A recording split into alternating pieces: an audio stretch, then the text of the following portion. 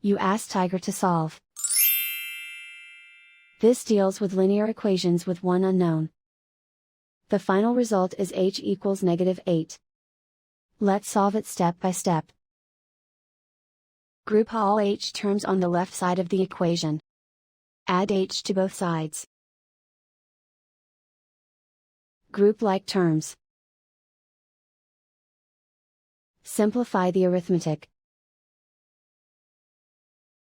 Group like terms. Simplify the arithmetic.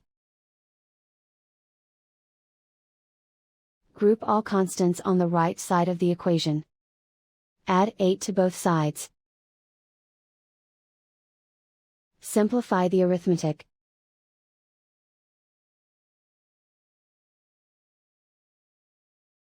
Isolate the h. Divide both sides by -2. Cancel out the negatives. Simplify the fraction. Move the negative sign from the denominator to the numerator. Find the greatest common factor of the numerator and denominator. Factor out and cancel the greatest common factor.